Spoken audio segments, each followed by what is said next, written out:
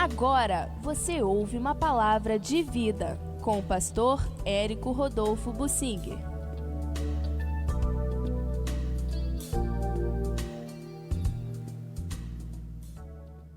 Eu quero falar de alguns aspectos que são frequentes e acontecem no meio cristão, mas relatados no Evangelho de Marcos, no capítulo 9.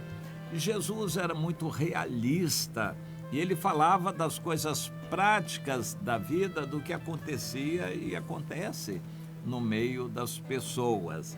E um dos assuntos tratados aqui é a disputa, quem é o maior no reino dos céus.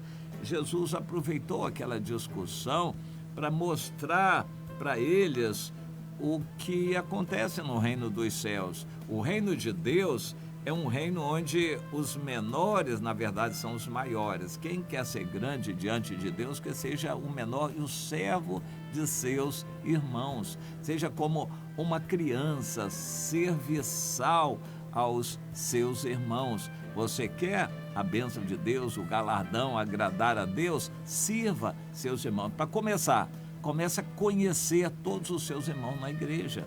Se você ignorar os irmãos que estão sempre na igreja com você, você já está mal, mas muito mal. Como você vai poder dizer para Deus que ama uma pessoa que você nem sabe o nome dela?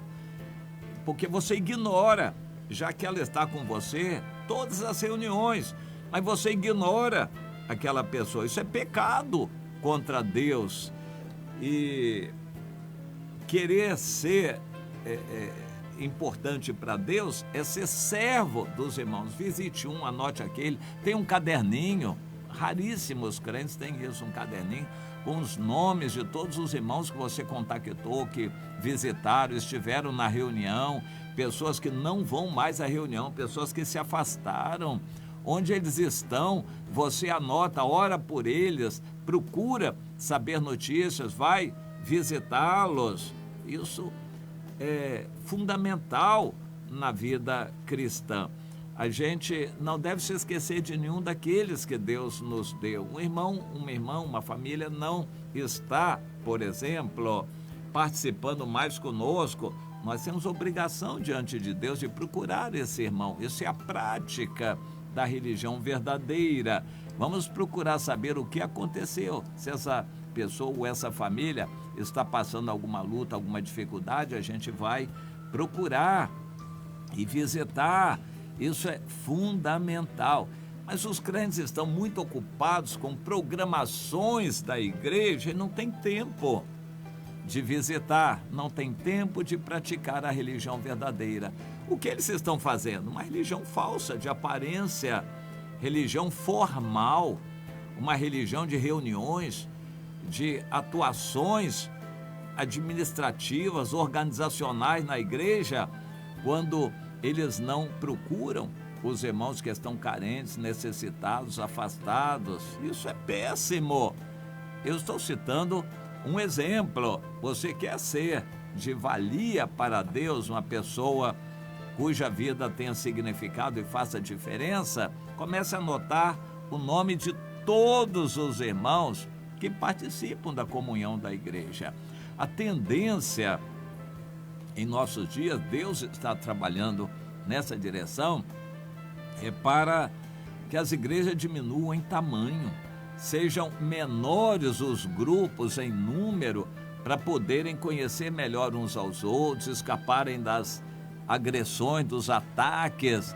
Uma igreja grande é muito difícil de se esconder dos ataques, mas uma igreja pequena, os irmãos se conhecem, podem programar situações várias durante a semana.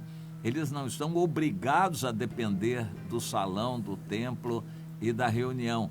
Deus quer que você conheça seus irmãos, e as igrejas sendo menores, isso aí é totalmente possível. Você pode conhecer exatamente todos os irmãos que têm comunhão ali. Procure saber da situação de cada um para poder orar melhor por cada um deles. Ore pelos líderes. Ore por cada pessoa daquelas, procure saber informações e visite. dentro da sua possibilidade, mas dentro do seu amor.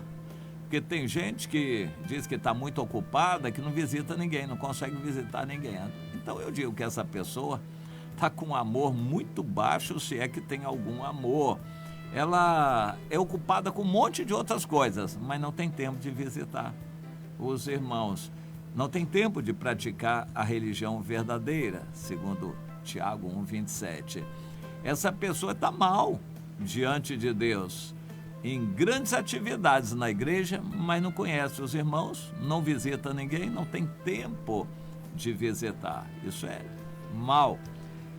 Aqui no versículo 38, em Marcos 9, aparece uma situação inusitada. O João, que era mais tímido, porém assim muito jeitoso, amoroso e aparentemente mais novo do que os demais, e chegou com a novidade: mestre, nós vimos um homem que em teu nome expelia demônios, o qual não nos segue, e nós lhe o proibimos, porque ele não seguia conosco. A resposta de Jesus foi muito interessante: não lhe o proibais, porque ninguém há que faça milagre em meu nome e logo a seguir possa falar mal de mim. Quem não é contra nós é por nós. E aquele que der de beber, ainda que seja um copo de água fria em meu nome, porque sois de Cristo, em verdade vos digo que de modo algum perderá o seu galardão. Aqui Jesus traz princípios muito importantes, o nosso relacionamento com os outros que não são nossos adversários. Se são adversários, nós vamos orar por eles, procurar nos resguardar, mas há pessoas que são amigas do Evangelho, são vizinhos, colegas de escola, colegas de trabalho, são parentes que não se decidem pelo Senhor, mas que também não são contrários e de alguma forma ajudam. No que eles podem fazer, eles ajudam. Se há uma situação ali de acusação contra nós, eles vão nos defender, porque eles nos conhecem. Eles não seguem conosco por algum pecado, alguma situação deles lá com Deus, mas eles são amigos do Evangelho. Não é mal, isso não. Nós gostaríamos que eles estivessem conosco e oramos por isso e evangelizamos. Mas eles não aceitam o Evangelho, são familiares ou vizinhos ou parentes, amigos do Evangelho, mas que não se decidem pelo Senhor. Quanto à salvação, ninguém tem a dúvida, eles não têm a salvação. Mas aqui na terra eles nos ajudam. E Jesus diz: não proíbam essas pessoas. Não os tenham como adversários e inimigos. Não. Se eles não são contra nós, em algum jeito eles são a nosso favor. Nós deveríamos cultivar um bom relacionamento com os vizinhos, os familiares que não são do Senhor. Deveríamos, pelo bom testemunho nosso, nós deveríamos cultivar um bom relacionamento com eles, bem como com as autoridades. Nós deveríamos orar pelas autoridades na nossa cidade, por exemplo, e querer que elas façam um bom trabalho. Nós gostaríamos que eles se convertessem, mas eles não se convertem, têm a vida política deles. Nós deveríamos orar por eles e querer o bem deles e procurar manter um bom relacionamento com eles, respeitoso, para que quando precisarmos, eles nos ajudem. Isso já tem acontecido inúmeras vezes. Temos sido ajudados na obra de Deus por pessoas sem dever favores, por pessoas que nos admiram. Eles não somam conosco, não estão conosco, mas nos admiram e quando podem nos ajudam. Políticos, por exemplo, nós deveríamos cultivar um bom relacionamento com eles segundo a orientação de Jesus, estabelecida aqui como um princípio. Mas vamos focalizar o demônio. E mais adiante entra um outro assunto, os tropeços e escândalos que pessoas causam no meio do Evangelho. Esses escândalos atrapalham, impedem certas pessoas de se converterem, escandalizam o entendimento das pessoas. E o que a gente deveria fazer? A igreja precisa ter também uma atitude séria e dura com aqueles que vivem em pecado. A Bíblia é clara, 1 Coríntios 5, nós temos que nos afastar daqueles que se dizem crentes e vivem uma vida uma vida reprovável. Nós temos que nos afastar dessas pessoas, nós temos que tomar uma posição com elas, não podemos aceitar que uma pessoa se diga cristã, ande no nosso meio com a vida toda errada, sabidamente errada. Isso é fonte de escândalo para os de fora.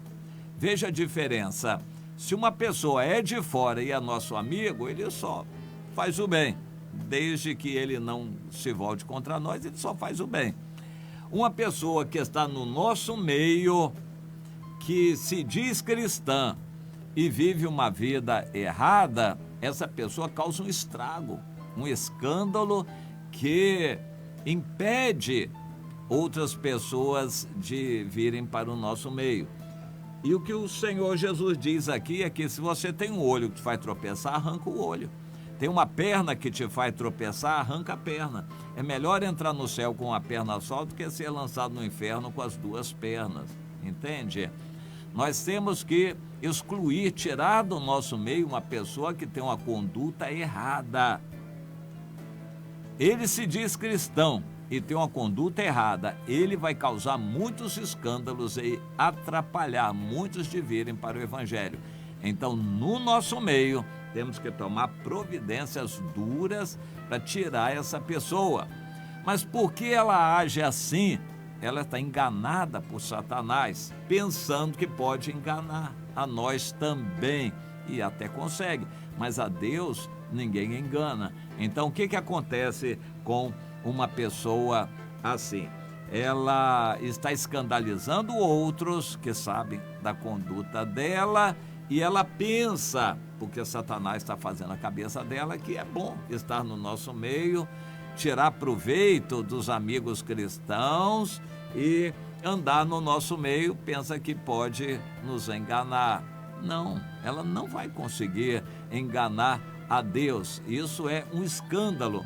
E ao sabermos, a igreja precisa tomar uma providência com relação a uma pessoa desse jeito, que se diz cristã e anda com a vida errada. E mais adiante um outro assunto, que é o adultério, que também causa muitos escândalos na igreja. Em geral, quem pratica o adultério não acha que vai ser descoberto, ele acha que faz escondido, que ninguém vai saber, mas todo mundo fica sabendo, não há nada escondido que não venha a ser conhecido. E o mundo é assim, todo mundo sabe de tudo, mas e aí? Esse é o problema no nosso meio. Por causa desses adultérios, tem havido a tentação. Satanás está instigando as pessoas ao divórcio. O divórcio não deveria ser mencionado no meio cristão, não é para cristãos. A ordem de Deus, 1 Coríntios 7, é não se separe. Mas por que se separam? Porque o olho grande no adultério com a outra pessoa fora do casamento. E isso aí leva a escândalos, leva ao afastamento de pessoas novas, outras que poderiam se achegar. E a palavra de Jesus foi muito clara: aquele que repudiar sua mulher e casar com outra comete adultério. Repudiar é divorciar por iniciativa sua. Isso é repudiar sua mulher. E a mulher também, se ela repudiar seu marido e se casar com outro, comete adultério. Nós deveríamos trazer isso de uma forma mais séria. No meio cristão tem havido pessoas que ficam brincando de trocar de mulher, de marido, e ficam nessa brincadeira. Isso escandaliza, isso dá brecha para o inimigo entrar, isso traz muitas consequências ruins. as pessoas ficam sabendo, mas ficam com receio de se meterem na vida alheia. Não deveriam ter esse receio. Isso é para ser tratado duramente na igreja. Um casamento não está indo bem, por que não está indo bem? Algum dos dois está de olho para fora, é o que normalmente acontece, ou até os dois, e isso é fonte forte de problemas na igreja, de escândalos, e impede outros de se achegarem a Deus.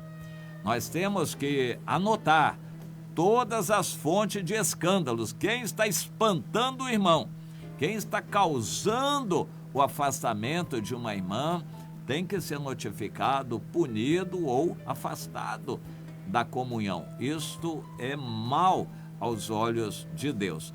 E no relacionamento, os cristãos deveriam cultivar um relacionamento de respeito. Homens e mulheres tomarem muito cuidado para não ultrapassarem os limites do amor e darem lugar à carne. Por isso, a exortação de que as mulheres se ataviem com decência na igreja, não de forma provocante, para provocar os homens. As mulheres se vistam de forma decente e os homens respeitem as mulheres, e isso em benefício da preservação dos casamentos. E para cortar ao inimigo, que tem muita vontade de atrapalhar o ambiente no nosso meio, cortar a ele as possibilidades de ele ficar semeando divórcios no nosso meio, repúdios e adultérios. Primeiro é o adultério, e isso leva quase que inevitavelmente à separação. Nós temos que agir proativamente, agir antecipadamente, agir com amor, agir sabendo, anotando e fazendo alguma coisa para não deixar esse mal aumentar e impedir que pessoas venham para o Senhor ou que crentes novos se desviem. Nós temos que impedir isso e precisamos agir principalmente com relação aos crentes velhos que estão assanhados aí atrás de relacionamentos. Aliás, é uma palavra perigosa no meio cristão. O Senhor fala de casamento e não de relacionamento. Isso aí precisa ser entendido. Nós temos que ter uma postura mais radical quanto a essas questões em benefício da saúde espiritual dos irmãos e para cortar as oportunidades de escândalos na igreja. Procure entender isso em palavras do próprio Senhor Jesus, os alertas que ficam para nós cristãos no dia de hoje.